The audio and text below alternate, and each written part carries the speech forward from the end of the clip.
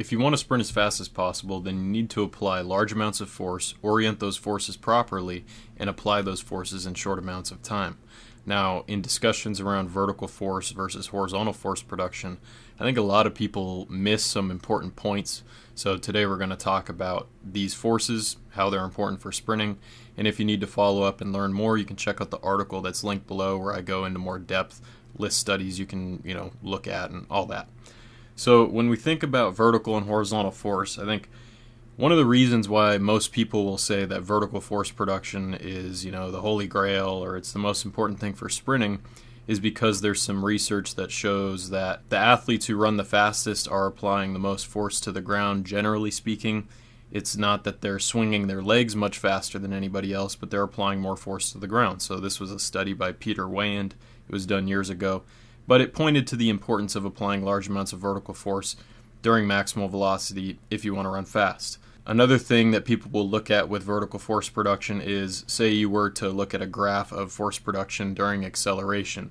You would see that vertical force production is in fact higher than horizontal force production pretty much the whole way throughout the sprint, except for maybe the block start itself. People will look at the magnitude of force and say, oh, vertical force is higher than horizontal force. Bigger is better, so vertical force must be more important than horizontal force. But this is a really faulty assumption.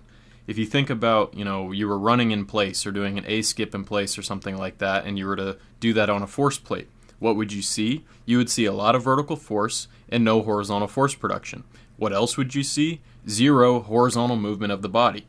So clearly, the magnitude of force at any given point in the sprint is not what makes that force important or not.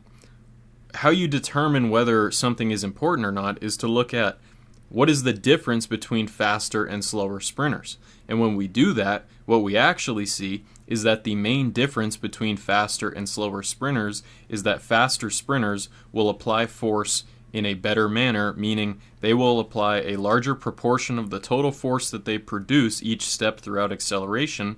More of that force will be applied horizontally than slower sprinters. Slower sprinters may even produce more total force than a faster athlete, but they're not able to orient those forces in the right direction. If we look at what are the determinants of acceleration performance and 100-meter dash performance, the research shows it is not vertical force production.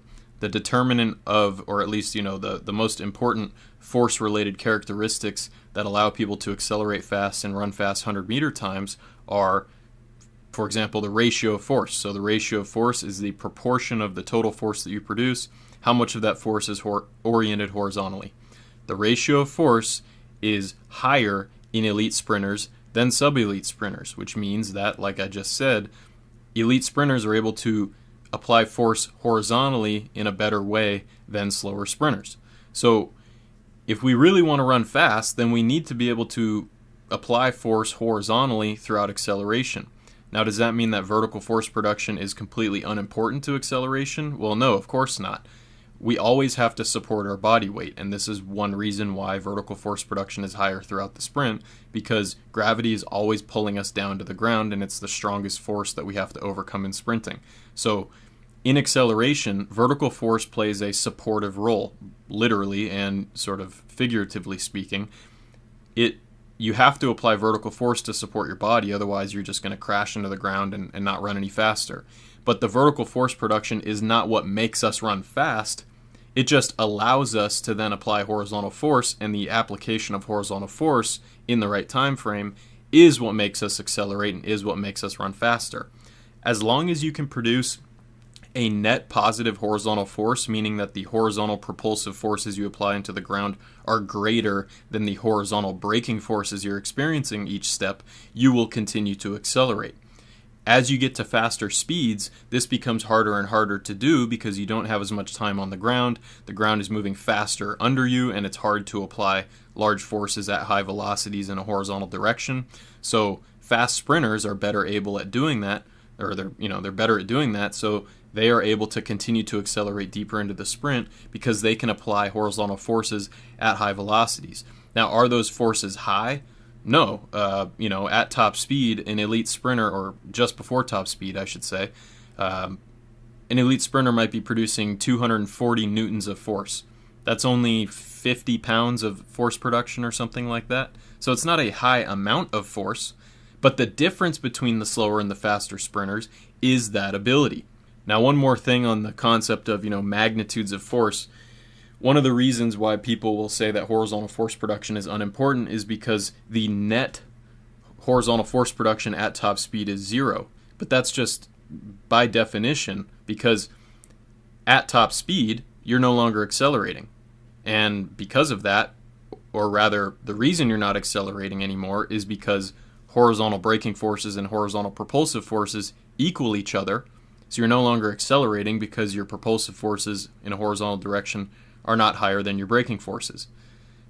But once again, that doesn't mean that horizontal force production is unimportant to reaching a high top speed, because what got us to the high top speed in the first place, it was horizontal force production and enough vertical force production to support your body weight. So you can't look at one point in the sprint, look at the magnitudes of force at that point in the sprint, and then draw conclusions that say, oh, well, because of this, then horizontal force production is unimportant. It's simply not true. It's a poor way of looking at things. So if you want to sprint faster, what do we have to do? From a technical standpoint, we have to learn to apply force horizontally while still applying enough vertical force to support our body weight, send us into the air, and get to the next stride. If you apply too much vertical force early in the sprint, you're going to just float up through the air. You're going to accelerate your body vertically too much. You're not going to cover as much ground horizontally. You'll probably have excessively high flight times, and you won't accelerate very fast. So we do not need maximal vertical force production during acceleration. We just need a sufficient amount of vertical force production to support our body and get us into the next stride. What we need during acceleration is maximal horizontal force production. And then as we start to rise toward the end of acceleration, we need to still apply horizontal force production to the ground as long as we can. Once we reach maximal velocity, then the emphasis needs to shift toward applying very brief vertical ground contact, strikes into the ground, minimize braking forces, and do our best to not slow down. How do we train that in the gym with sleds, things like that? Well, we can strengthen our hamstrings.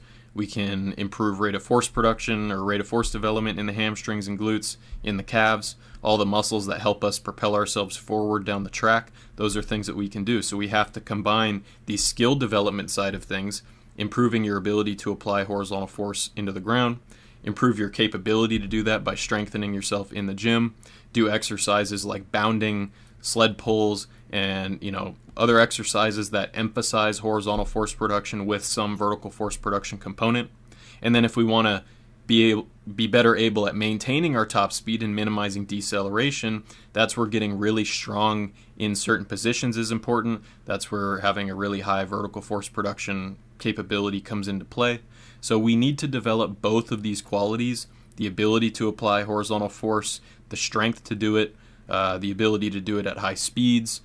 And then we also need to be able to, apply those very high vertical force, ground force applications later in the sprint. And we have to be able to do both of these things if we want to run fast, reach a high top speed, and maintain our speed without decelerating.